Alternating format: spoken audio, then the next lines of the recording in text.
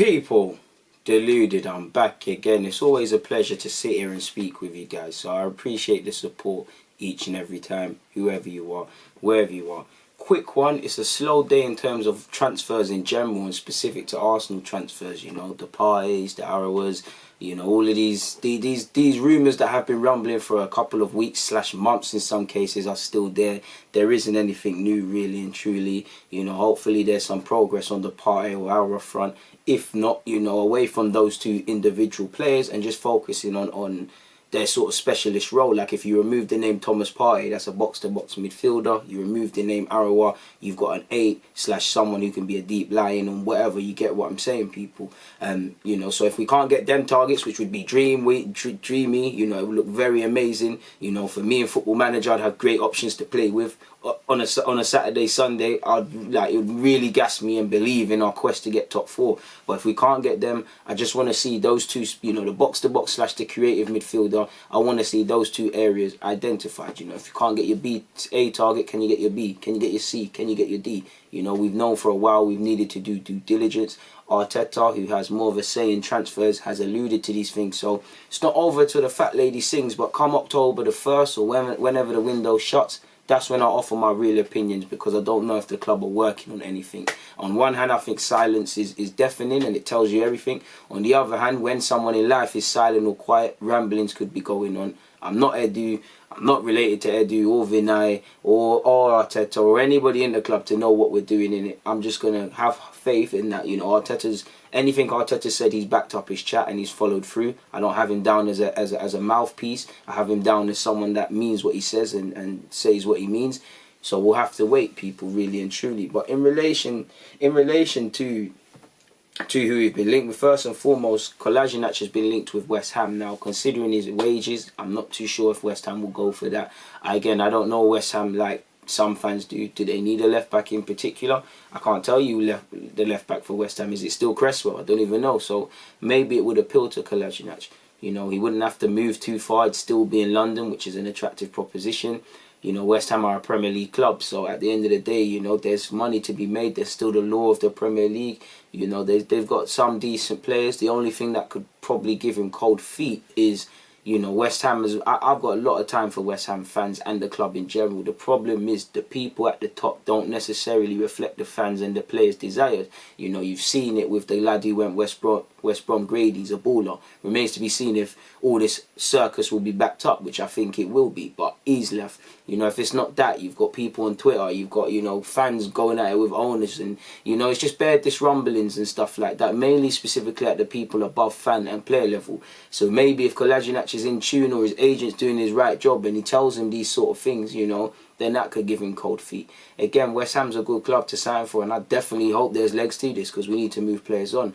But again, and we'll never know because it's all rumours, but didn't we hear Kolasinac wants to return to Germany for family reasons? He's got his heart set on Schalke. Again, there's the wages that complicate it. He's been linked with Leverkusen and some Italian clubs which are irrelevant, but he's been linked with a couple of German clubs.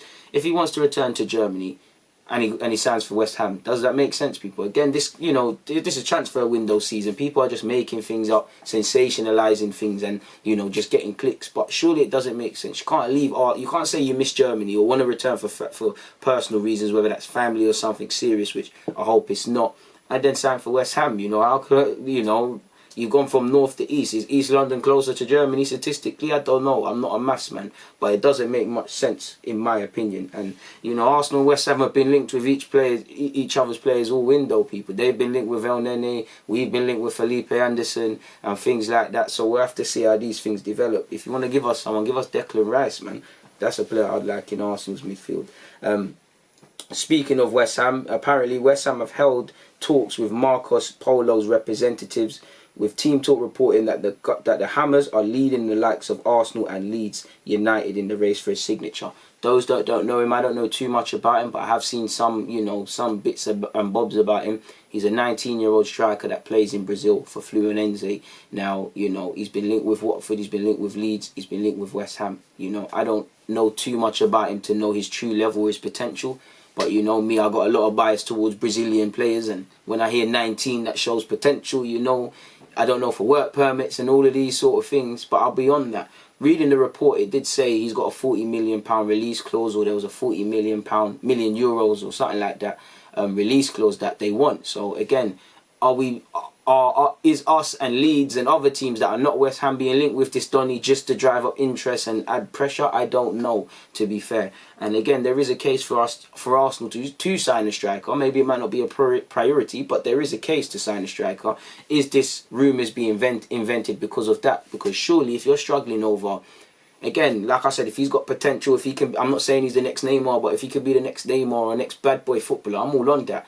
But if you look at Arsenal as in general, if we're struggling to pay, or we're acting up over paying 45, and it's not the same, but we're acting up over paying 45 million for Partey, yeah, who you could argue is more, again, potential, all of that is calm. But you see, we need a box to box. We need that athletic, composing figure in the middle of the park. If you're acting over 45 million for that, you know, how are you going to pay 40 million for a 19-year-old when you've got Eddie? Not that I'm saying anyone's better or worse. You've got Eddie, you've got Tyrese, you've got Balogun with cold feet, he might leave. You've got Lacazette, you've got Aubameyang, you've got Martinelli, he can be used there. That's bare strikers in and around the squad. Do you get it, people? And you're bringing the next man. Now, if he's better than bare, man, it's irrelevant. But surely it would make more sense. Like, if you're going to pay 40 million in an area that's congested and acting over paying 45 for an area that you need, does it make sense, people? Again, you know, can it 40 million, 45 for Partey, you're hearing 50, 60 for Arawa, you're looking at 100 odd then. Before you talk about this guy, that's 140. And this is actually forgetting about Gabriel's fee. And I know William didn't come on a fee, but, you know, the wages and all of these things, I can't see it happening, you know. I can't see how. I'd imagine if you sign a man for 40 million euros, he will be able to get a work permit in England. So, yeah, man, that's probably a West Ham thing. Or it might just be people lying and things like that, people, who knows. Now, Lucas Torreira, he's a man I want to keep at the club. I like Torreira, but for whatever reason, you know, it seems like he's keeping it moving. He's been linked with a £22 million move back to Italy to join Torino, I believe, to link up with his former manager that was at Sampdoria. And that one will be progressing in the next few days, allegedly. I don't want Torreira to go, but, you know, if you sell Torreira, that funds goes towards Partey. It is what it is. Me personally, I would like to have two sort of box-to-box ball-winning midfielders of sorts in the side, because it gives me more options to play with.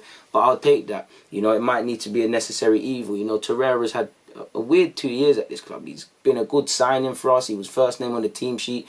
And for a mixture of reasons, whether it's homesickness, injuries, you know, Emre Can making box-to-box, you know, it's not happened for him in the second year, and he seems to be disposable right now. So, and you always hear the rumblings about wanting to go to Italy and things like that. And, you know, when you look at the signings of Guendouzi and Torreira, you know, is there something we could have done to potentially do a bit more of scrutinising their personality? Like, I'm not saying Torreira's feeble, but if he's always crying about going back to Italy, for example, you know, is there something we could have done to know he has homesickness problems, to know he's not with this cause, if that is true, to be fair to Torreira? Guendouzi, you know, we have heard about behaviour problems and attitude problems. Can we be surprised we're at this moment right now, despite what Arteta says about the slate is clean? Could we have done more to prevent this in the future? So I guess these two midfield signings, which I don't think they've been bad signings. I don't think they've necessarily not worked out. It just is what it is right now.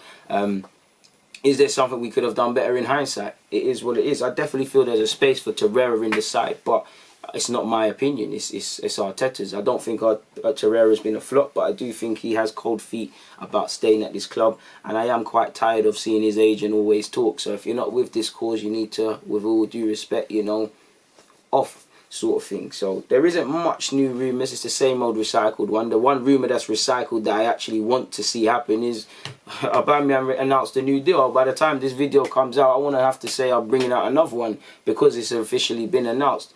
You know, Arteta said be relaxed for the fans, so he won't say that if it's not certified, but we'll have to see. It's not over till the fat lady sings, man. Until I see official confirmation, as much as you could tell me until you're blue in the face that it's confirmed, then I believe it. But to put my heart to rest, I want to see him holding, you know, the pen with the contract, sort of thing. On that note, though, I got nothing more to add, man. Please comment, please subscribe. I'm out.